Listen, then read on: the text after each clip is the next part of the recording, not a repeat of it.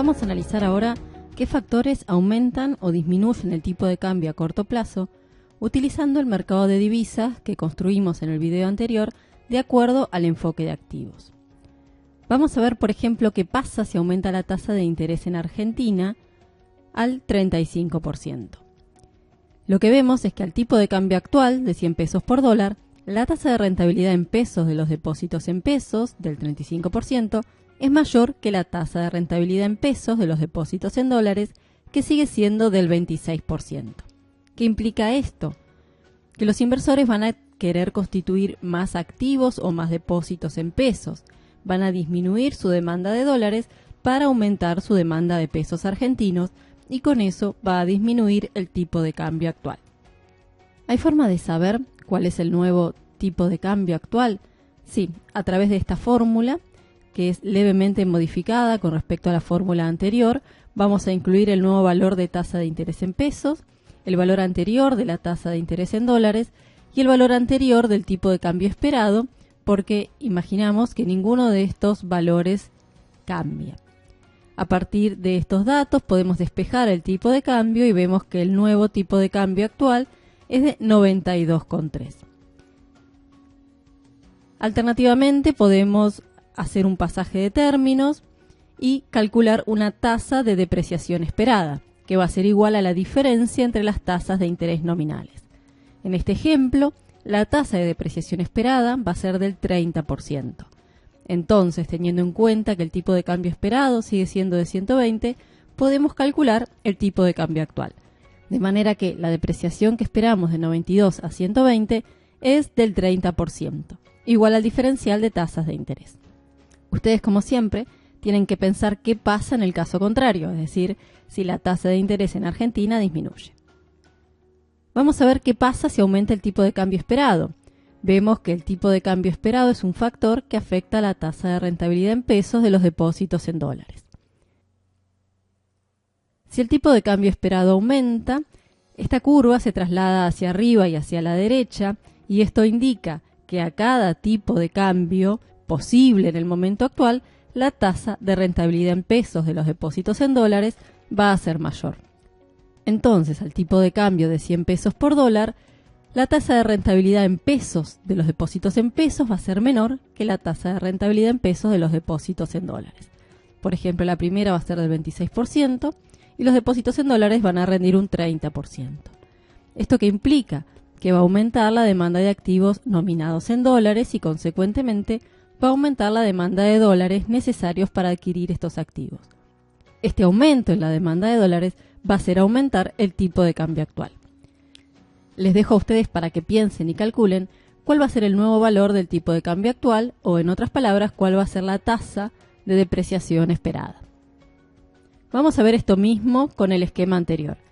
Imaginemos que alguna de las expectativas con relación al tipo de cambio se modifica. Por ejemplo, cualquiera de estas que están mencionadas en rojo.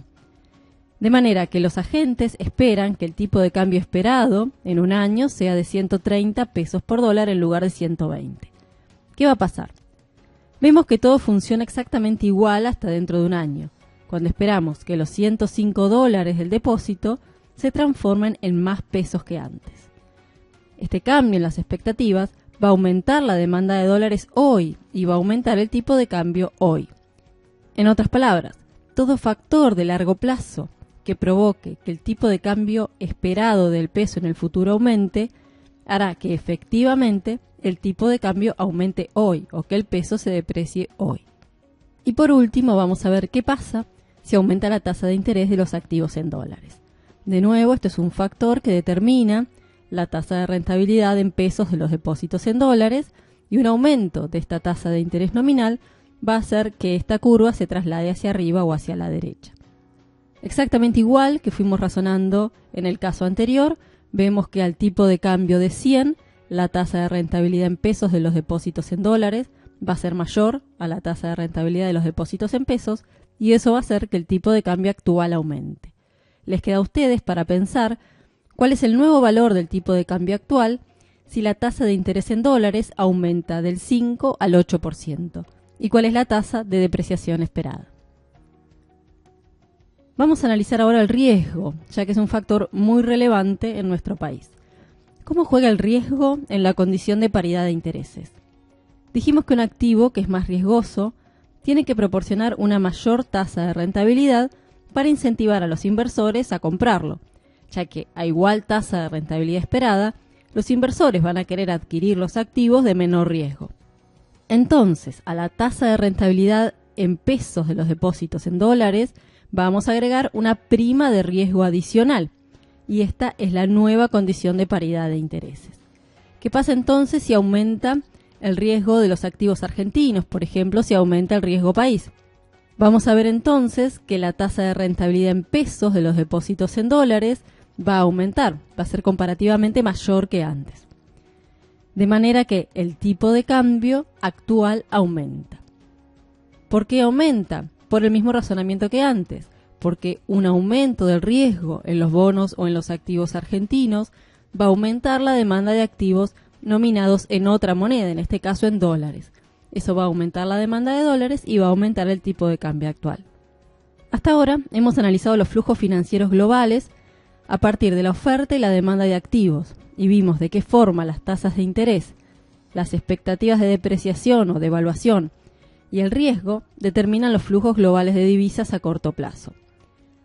Esto también afecta la proporción de los activos en moneda nacional o en moneda extranjera que tienen los inversores en sus carteras. Y como la liquidez también es un factor importante, una parte de la cartera puede estar constituida por dinero en efectivo. Pero hay otros factores que también influyen. Por ejemplo, aun cuando los bonos argentinos ofrezcan un rendimiento relativamente alto con respecto a los nominados en otras monedas, si los inversores ya acumularon mucho de este tipo de activos, pueden querer diversificar las carteras para disminuir el riesgo. Así, pueden suspender o desacelerar las compras de activos en pesos para comprar activos en otras divisas y protegerse en caso de depreciaciones no esperadas del peso. Por último, algunos flujos de inversiones podrían dirigirse a paraísos fiscales, independientemente de la tasa de rentabilidad que ofrezcan. ¿Qué es un paraíso fiscal? Es un estado o un territorio dentro de un estado que tiene un entorno político y económico muy estable, una muy baja o nula tributación tanto a sus ciudadanos como a residentes de otros países, y además se caracterizan por una importante falta de transparencia, porque suelen omitir registros, formalidades, controles, y se suele asegurar el secreto bancario, es decir, no se comparte información financiera con autoridades extranjeras.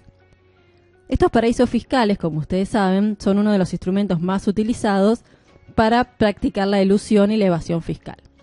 Y si bien no hay una definición única a nivel mundial, y cada organismo o cada país considera paraísos fiscales a territorios diferentes, de acuerdo a la clasificación que hace el FMI, se pueden considerar paraísos fiscales a muchos países, como por ejemplo Singapur, Suiza, Costa Rica, Hong Kong y muchos otros.